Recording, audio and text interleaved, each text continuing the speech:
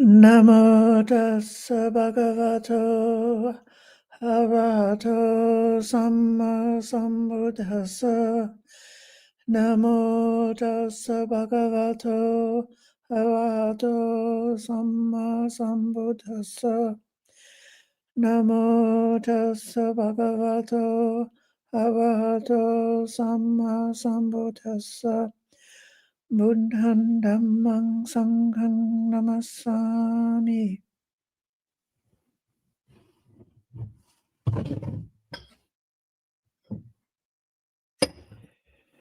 Warm greetings, Nancy, Manal, Gregory, and all those who may be listening online and who might listen in the future by way of the YouTube. This is the regular Wednesday night Sutta program. And the reading that I've chosen for you today is not very complicated, but I think it's a wonderful teaching, something to take to heart. This is the first of two suttas named the Infirmary, Paṭhamagelaññasutta. Paṭhama means first.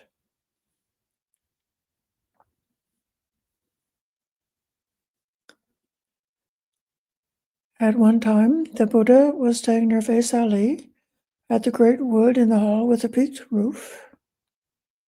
Then, in the late afternoon, the Buddha came out of retreat and went to the infirmary, where he sat down on the seat spread out and addressed the mendicants.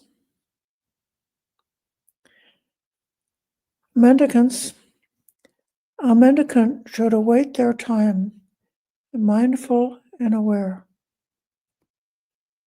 So we may infer from this that the infirmary was more like a hospice, where the patients are waiting for their lifespan to come to its end. So this teaching is the practice that the Buddha recommends when your time comes, when you see that the time is coming to an end.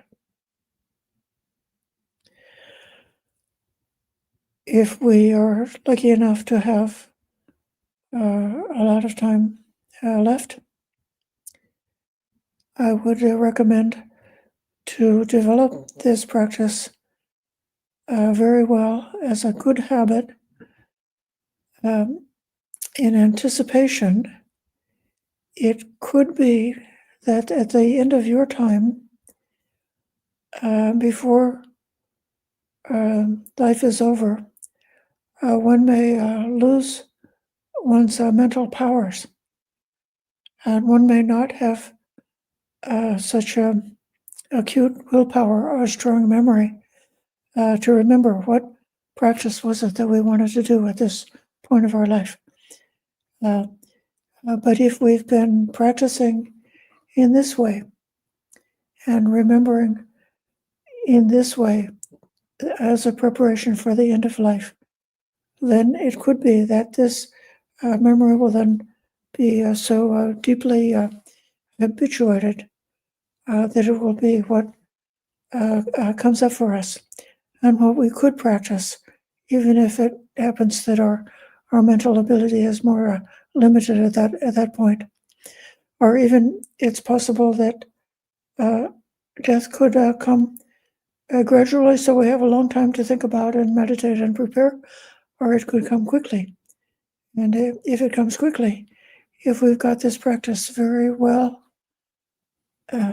fixed in our heart as the right practice to do at the end, then we might remember it, even if we have a very short time left. So the Buddha is saying, this is my instruction to you. How is a mendicant mindful? It's when a mendicant meditates by observing an aspect of the body, keen, aware, and mindful, rid of covetousness and displeasure for the world. So this is the formula that's given for in the four foundations of mindfulness about observing an aspect of the body. This is kaya anupassi. So anupassana is meditation. It's anu means together, and pasana is seeing. So you're seeing the body in real time, simultaneously that the experience of the body is presenting itself for your awareness. Pasana is one of the words for seeing, but it also has a secondary sense of direct knowing. So in the teachings, when they speak about hearing, that's something that you learned by secondhand from hearing a discourse or reading the text.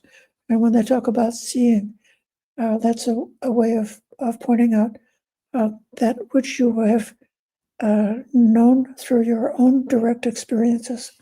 So while you have this body, you see and know the body. You are ardent. You have the fiery energy of urgency.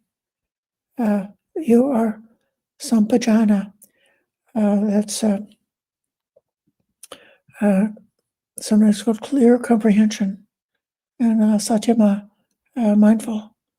So, and you, vinaya, we practice the vinaya, which is restraining according to the moral code. But in this case, it means you are restraining abhijja and domanassa, restraining greed and grief in regard to this world, this life, anything in this world. I'm going to circle back to the meaning of loka in a couple of minutes. So then, you might actually notice that this sentence does not include a word for meditation. So interesting, isn't it, about the standard translation of practicing mindfulness as being a reference to a meditation as a cushion practice. But this is a kind of a contemplation practice that can be part of your formal on the cushion meditation, and it can be part of your bringing awareness to every moment of the day in all the different postures. So this is not necessarily referring to sama samadhi or jhana meditation. It's more a general meaning than that. They meditate observing an aspect of feelings. That's the Vedana.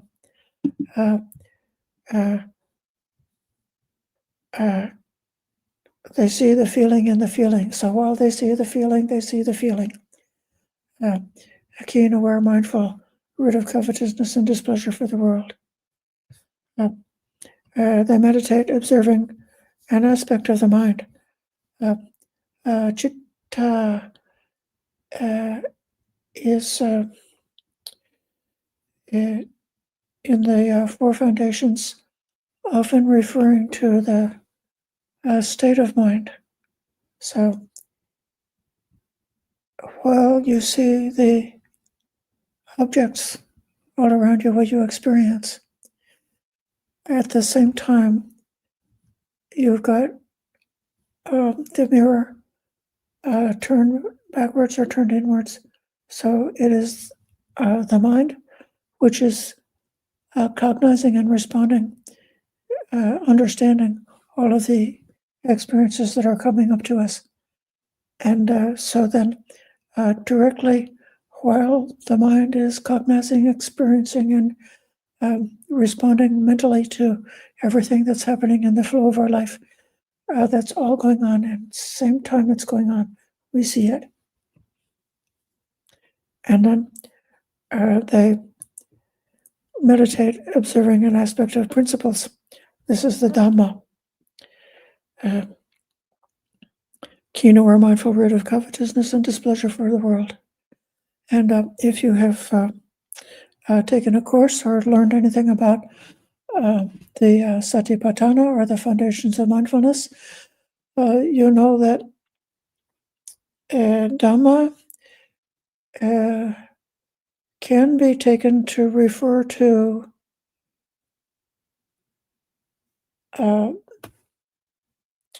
phenomena which can be experienced and which can be held in the mind, or it can be like the truth, like the real nature of reality as it actually is. That's kind of what the Dhamma is.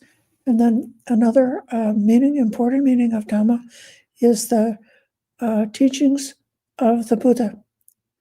And that Dhamma taught by the Buddha includes the Four Noble Truths, and it also includes the Eightfold Noble Path.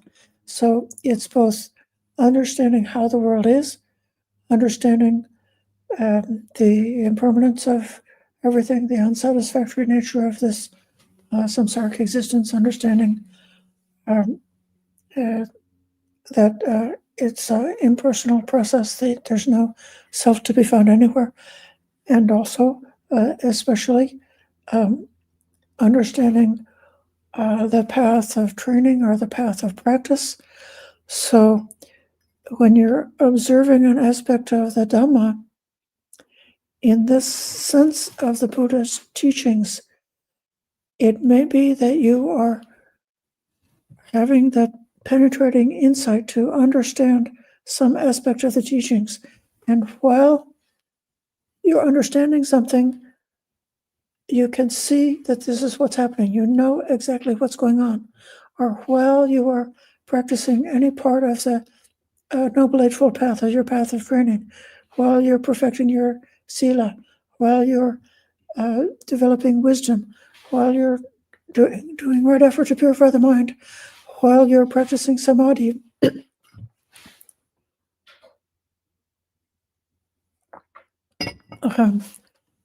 throughout that whole process, you're practicing the Dhamma, and you know you're practicing the Dhamma. So you're contemplating the practice while you practice. So this is just at this moment, different teachers at different times have ways of explaining it, but today I'm really feeling it as far as the teachings of the Buddha and how we practice with that, and that's being part of sati. Sati is to remember. So mindfulness is remembering, and mindfulness means you remember what the Buddha advised us about. You remember what the Buddha pointed out, and you try to remember it and call it to mind continuously as you go throughout all the postures and the activities of the day. And then while you are sitting in meditation, even though you're not sitting there like intellectually reviewing your lesson plan, and you're not sitting there intellectually thinking and pondering, but instead you've taken some theme of meditation like the breath or metta, something like that. But then all of the amazing direct and nonverbal experiences that can come into your experience during the formal meditation time is a part of practicing the Dhamma and part of having insight into the Dhamma. And while it's happening, you know what's happening. You know what's going on. You've got that clarity. So that's how a mendicant is mindful. Now, the Buddha goes on. How is a mendicant aware? This is coming back and pointing out to this sampajana, which is part of the mindfulness practice. And he says in Bhante Sujata's translation, it's when a mendicant acts with situational awareness when going out and coming back, when looking ahead and aside, when bending and extending the limbs, when bearing the outer robe, bowl and robes, when eating, drinking, chewing, tasting, when urinating and defecating, when walking, standing, sitting, sleeping, waking, speaking, and keeping silent. In other words, at all times throughout all these activities, a monk is having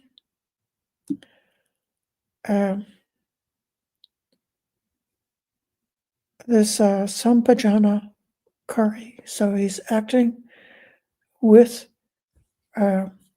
this wise awareness. So the jhana is the J in the jhana is related to the nya sound in jnana. Jnana is wisdom, so jhana, that's another part of one of the many words in Pali that are relating to different aspects of knowing. So sampajana is often translated as a clear comprehension.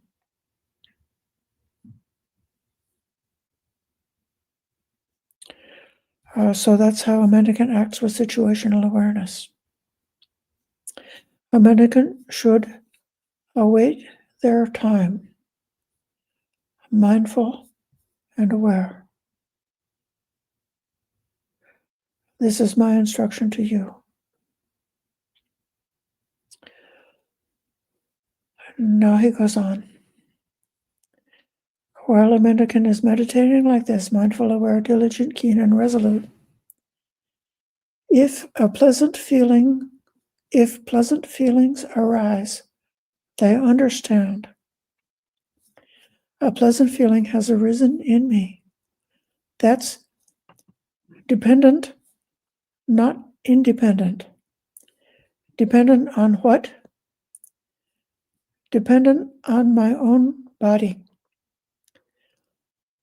So the feeling, the Vedana, is referring to one point on the spectrum of how a person can experience and cognize what's happening. Before Vedana arises, you had a sense faculty, like you had the eyes, ears, nose, tongue, and the body, and you had the mind, and you had the corresponding kinds of external objects, and then you had the corresponding type of consciousness. So now, if you're dying, you might or might not have all the faculties left. So you might be able to see, or you might not. You might be able to hear, and you might not. You might be able to feel sensations in the body, or you might not. But whatever you got left, the consciousness is arising together with that faculty that's still operating and the corresponding object. And that consciousness is the very first instant of bare awareness, bare minimum knowing. And then when those three things come together, it's called contact. So that's the first knowing. And then The second knowing is the Vedana, and that Vedana is bringing an assessment or an evaluation to the experience that's come along, and receiving it as being something pleasant, or something unpleasant, or something neither. So already when the Vedana arises, it's gone beyond the most simple part of minimum experience, and beginning to respond. The response could be happening like in the body, or it could be happening only in the mind. So, like if there's something pleasant happening in the body, so I might feel that the body is relaxing, or that maybe there's a small smile, or maybe like if it was visible, I might look at the thing. So the pleasure aspect is manifesting itself in the body, and also manifesting in the mind, or it could be only in the mind. So if I remember that I saw something beautiful 10 years ago, I might have an experience of pleasure, but I might not be having this vivid softness of the body and smile on the face and opening the eyes. But it could be just something that's purely happening in the mind. But there is this evaluation, and the evaluation is connected to the sense contact, but it also is a separate thing. It's not the same thing as the sense contact. It's a different thing that's came about, dependent on, arising from that sense contact, together with whatever underlying tendencies we might have that are causing the response to that to be pleasant. So I'm saying this because when I first heard of this teaching, I knew absolutely what pleasure and pain was, because my life was a roller coaster of bliss and sorrow, of excitement and depression. But then when I tried to say, looking in the eye, and where's the pleasure, and I couldn't find it like in the eye, and I had to realize that actually the Vedana is sort of like, it's a total body mind experience. So it's a separate kind of thing, but it's something that is arising in the body. And this is just what the Buddha is saying, that this feeling is dependent on the body. If you don't have a body, you won't have a chance to experience feeling. When your body stops being alive and is just laying in the bed like a useless log, you won't have to experience any more feeling. So it's depending on a living body. But then the reflection is, the feeling depends on the body. The body itself is also impermanent, conditioned, independently originated. So you wouldn't have a living body unless you were born. And you wouldn't be born unless there was some becoming into some state and some craving for becoming, and the whole cycle of the cycle of dependent origination going around and around in samsara that led you to choose somehow or other the conditions that you had in a previous lifetime were setting into conditions for coming into this body, the one that you have now, lying on your sickbed in the infirmary, waiting for the time of your death. So you know it's impermanent. And then you say, how could a pleasant feeling be permanent, since it has arisen dependent on a body that's impermanent, conditioned, independently originated? They meditate observing impermanence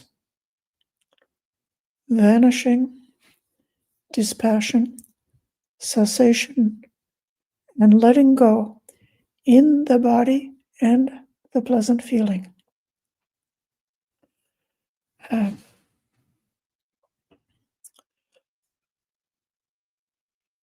The time of death is a really great opportunity if you couldn't get it about cessation through your lifetime, because through your lifetime, what you noticed was everything comes and goes and comes and goes and comes and goes. So it's all a big circle that keeps going around and around. And so you don't really notice cessation that goes and it's gone. But while you're dying, the faculties, some of the faculties are starting to go. And they're really going unfinished for this lifetime. It's not going to happen again. If you have lost the capacity to digest food or take food, you're not going to get another bite to eat in this lifetime. It's finished. Certain kinds of experiences have stopped. Even they say this is starting with the pleasant feelings, and actually dying itself at the very end is said to be pleasant because there's something that happens normally.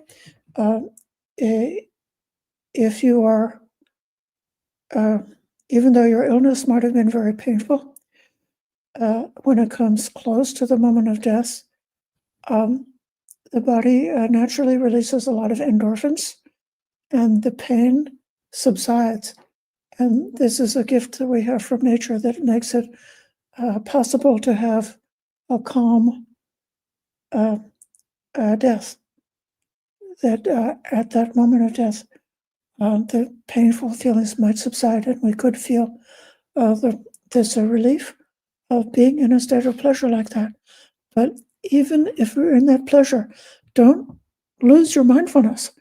Don't just go and become like blissed out and just start saying, I'm in heaven, almost heaven, because I'm not feeling the pain anymore. And then if you think like that, you can go to heaven. But if you keep your mindfulness, you have a chance, you have an opportunity to wake up right there. It's one of the most opportune, beneficial times to have your stages of realization and awakening, if you haven't already done so earlier. So you observe the vanishing of the things that are vanishing. You observe this dispassion. This is the fading away of lust. It's the fading away of the lust for life. So all the things that you used to be excited about, not important anymore. It's really fading away, and it's fading away for good. And then the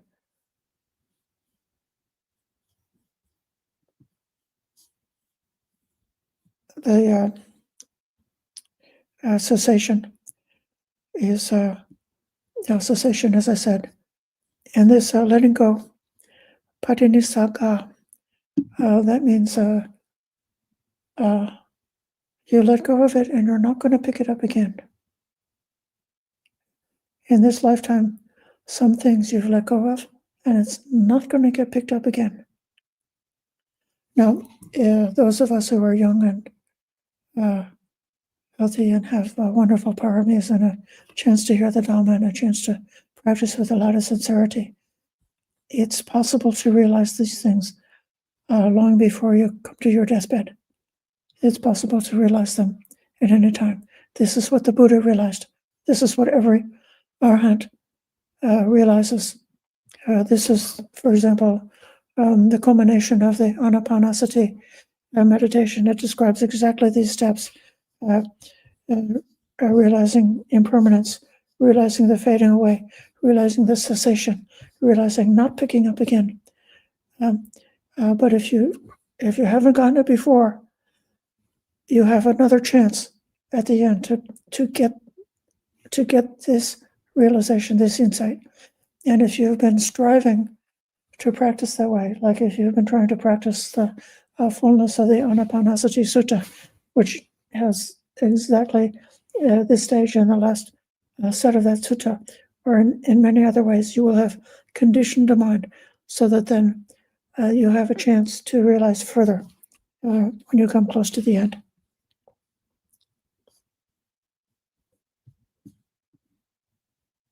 As they do so, they give up the underlying tendency for greed for the body and pleasant feeling.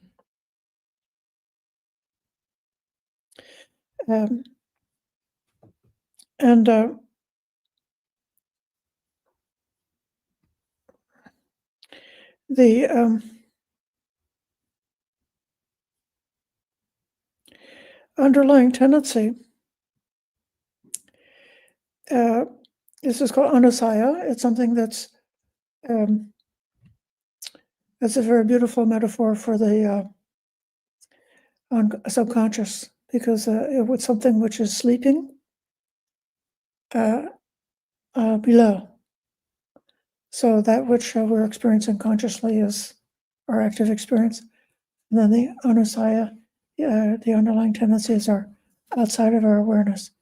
But those tendencies, even though you're outside of your ordinary awareness, those tendencies can be trained. You can learn how to dispel, abandon, get rid of, kill, demolish, and destroy the negative underlying tendencies.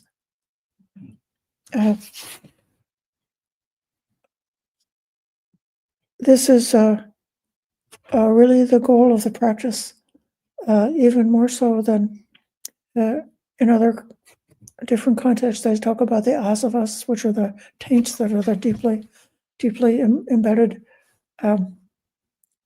negative patterns that keep us going around. And it's the freedom, the destruction, the complete elimination of those deeply embedded patterns, which is the goal of our Buddhist practice. So if the underlying tendency of greed is gone forever, well, that means that you would at least be a what's called a non-returner. So you would have a state of enlightenment if that underlying tendency was really gone for good.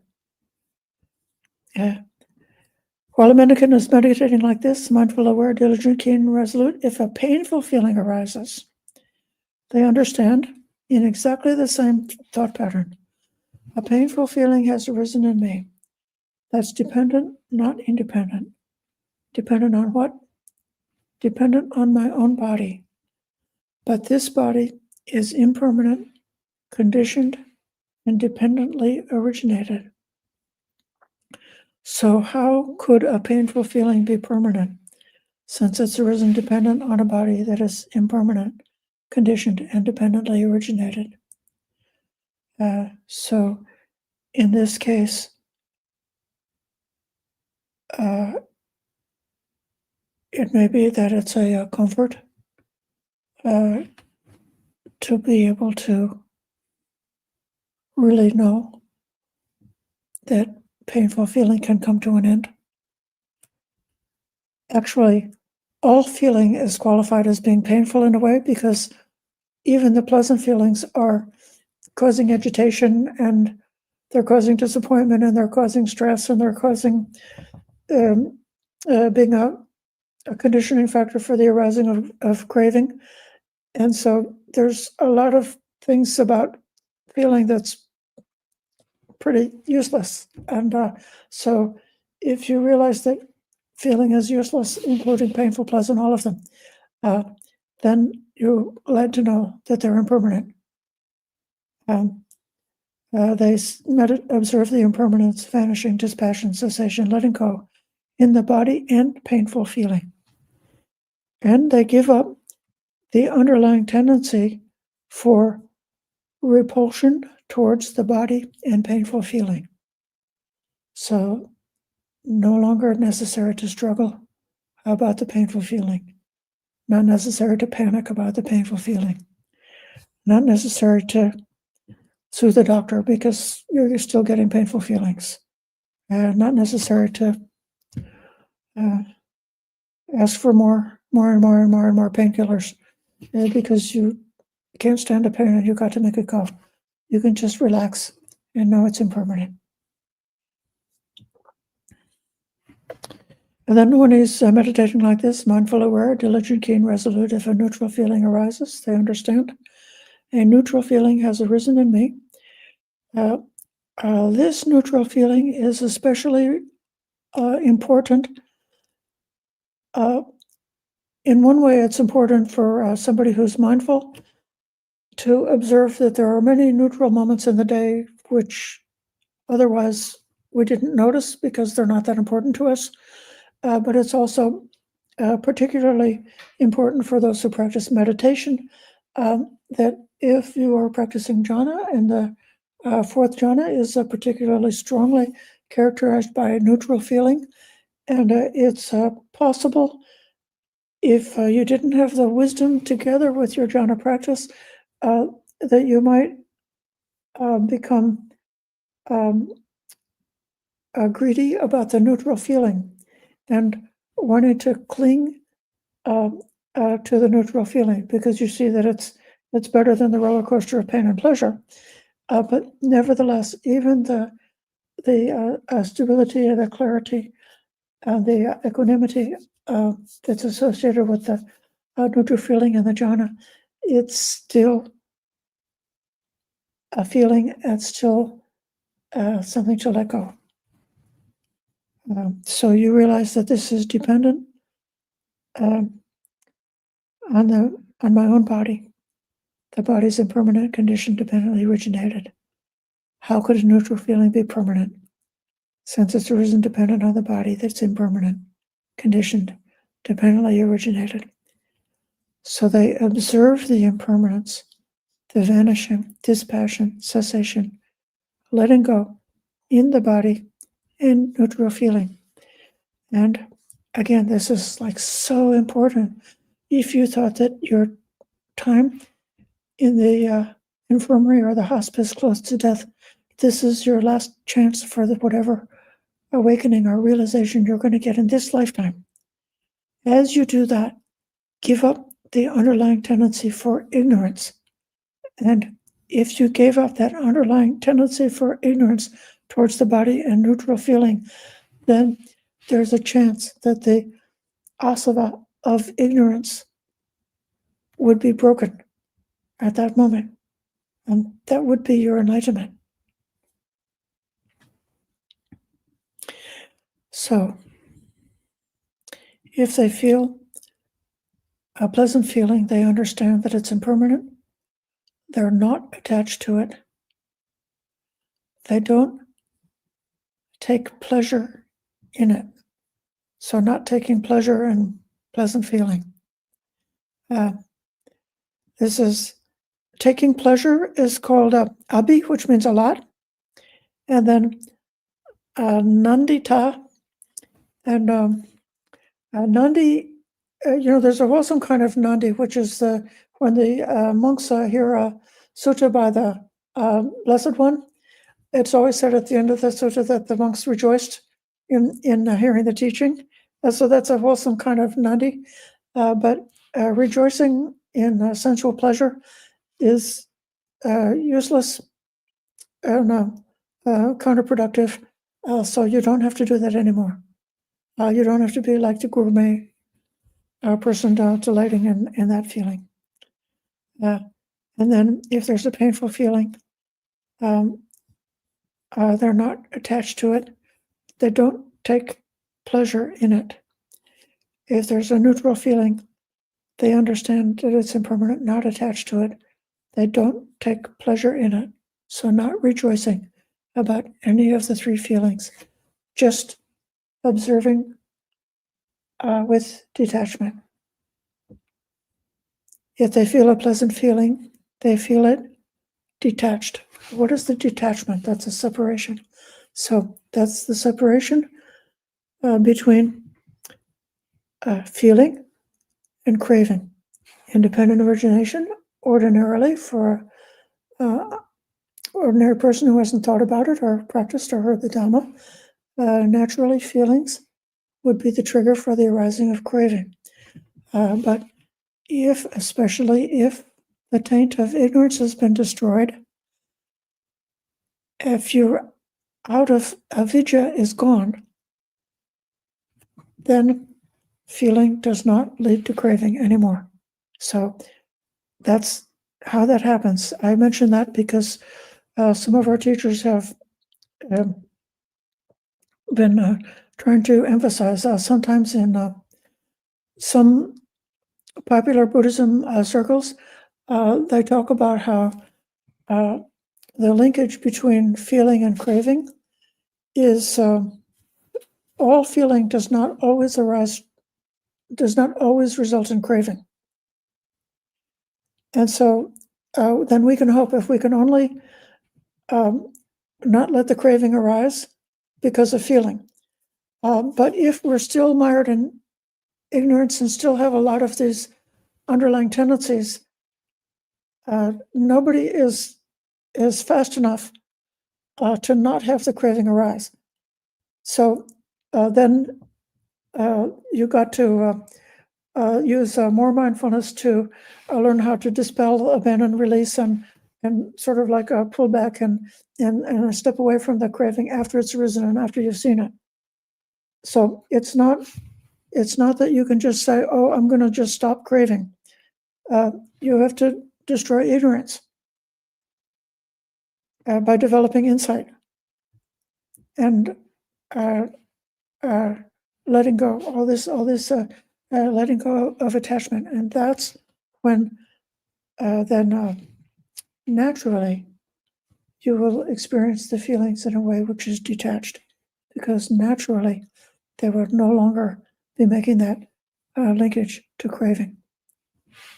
You could say detached from self-identity as well, but I think this one, it's really emphasizing it on the feeling level. Okay, feeling the end of the body draw close. I understand. I feel the end of the body draw close. Feeling the end of life draw close. I understand. I feel the end of life draw close.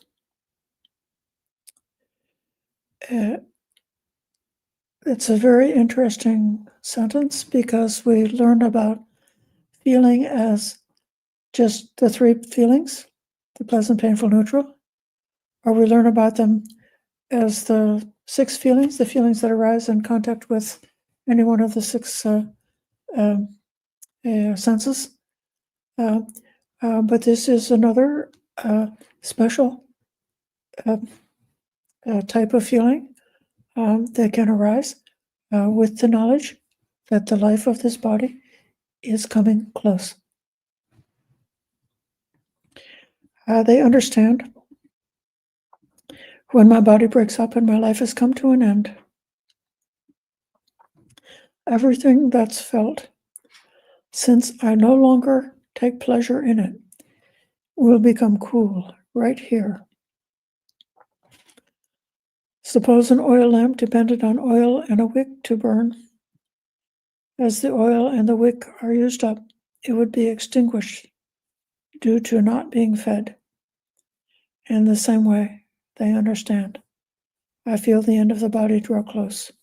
I feel the end of life draw close. They understand. When my body breaks up and my life is over, everything that's felt, since I no longer take pleasure in it, will become cool right there. So this is a beautiful, clear, straightforward, simple sutta. Just from having read it one time, it would be possible to recollect this entire teaching and to take this teaching away and to practice sincerely with this teaching. So now I will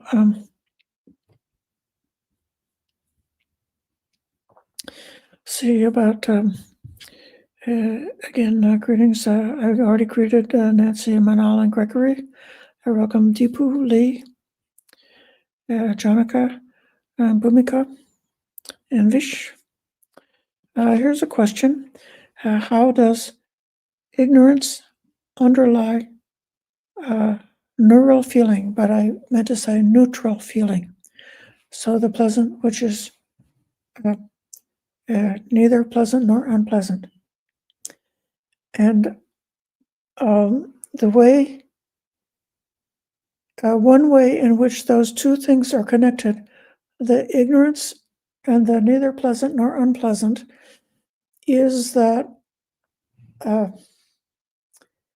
when feelings are on the two extremes of pleasure and pain, our nervous system and brain is designed to react strongly to those kind of feelings. It's like those strong pleasure-pain feelings are sending an alarm to the mind, which is saying, in the case of pleasure, saying, oh, this is something which is very beneficial to me, beneficial to my life. If I get this delicious food, or if I can get married to that beautiful person and make some babies, or if I can get some sleep if I'm tired and I need sleep, that those things are contributing to supporting life. There's like a nutriment for life is something that has the tendency to trigger off those strong pleasure, and so then and then the painful things, by contrast, are signaling danger. So something that's disgusting might make you sick, or if you have an injury or an illness and your body is very painful, you need to see a doctor and get some cure for it, or else you could die. Your life could be in danger. And so the pain is telling you, or if you touch the hot stove and burned yourself, you would learn on an instant only one time. You touch that stove and you remember for the rest of your life, don't touch the hot stove because it's going to burn you. That's how strongly feeling is involved in getting things fixed into memory. But in between the extreme moments of pain and pleasure, you have many, many, many moments that are neutral. Neither, they're not demanding those kind of reactions. And because of the limitations of the mind, we're only able to remember so much. We're only able to fix so much in our mind. So the average person just ignores. So they're ignorant because they ignored it. They didn't notice the neutral things. And there's even a way that somebody who's got a very strong tendency to ignorance, even things that are like normally pleasant and unpleasant, they're just so dull that they don't notice anything. They just kind of go through life on automatic, feeling dull, and nothing is memorable. Nothing is standing out for them. They just sort of forget everything. So that's one way that ignorance underlies a neutral feeling. And then another way that ignorance underlies neutral feeling is that it can happen if somebody is practicing meditation, practicing jhana, or practicing the immaterial meditations, and they experience neutral feeling because of meditation.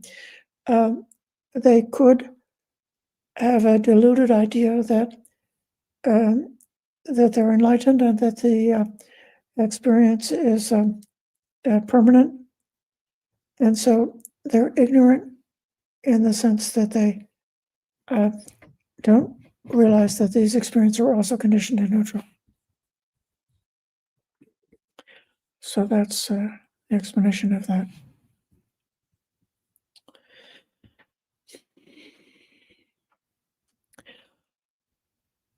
I hope that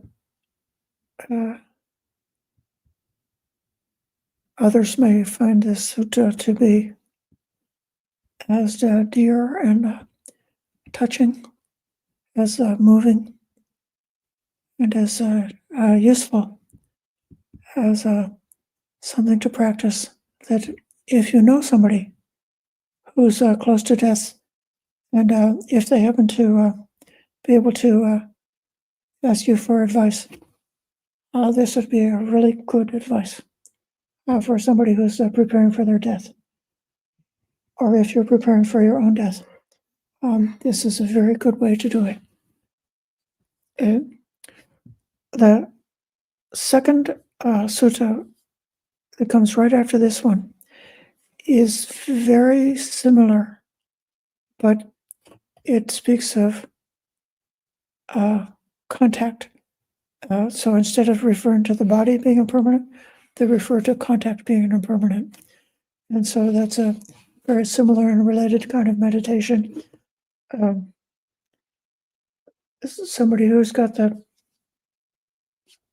personality to be very sensitive and easily aware, and easily able to perceive sensory context could do that other meditation. Okay, here's another meditation, another comment from Ryan. He says, did much road driving lately, decided to sit in front passenger seat purposely in case we get into an accident, as roads here are dangerous. Is that skillful to watch yourself and remain equanimous in the event an accident happens? Yes.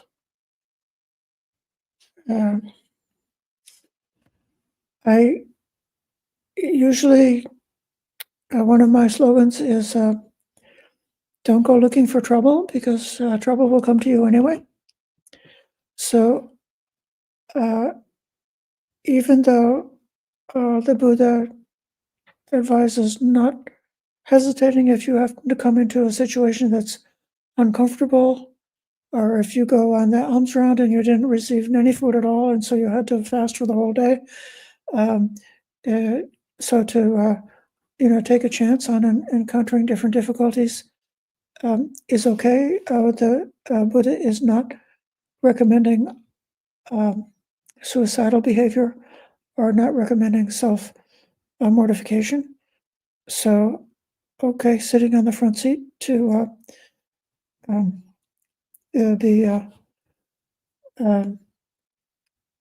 perhaps giving somebody on the back seat a chance to live would be okay. But deliberately undertaking very risky and dangerous behavior just because you think that's going to help your meditation, that's not necessary.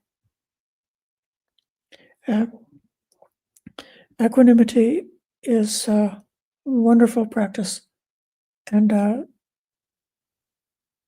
from the strong and powerful experiences, whatever really pushes your button and naturally makes you feel upset, if you can be equanimous in those circumstances, whether it should be something social or something physical, it's a very good practice. And actually, there's a certain kind of way that physical danger is good to contemplate because it's so much more direct and natural to our animal nature. So if you happen to be out on a wilderness experience, hiking or something like that, you might experience a feeling of danger. Even I've taken people hiking, and even jumping over the rocks to cross the creek.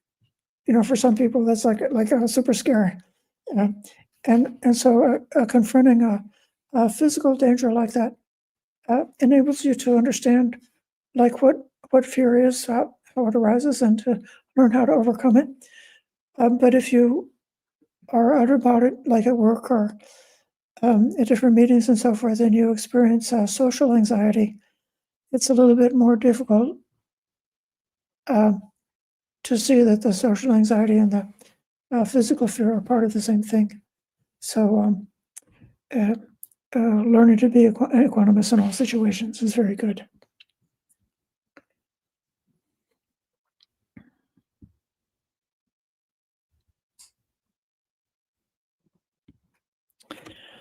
So this may be enough for tonight.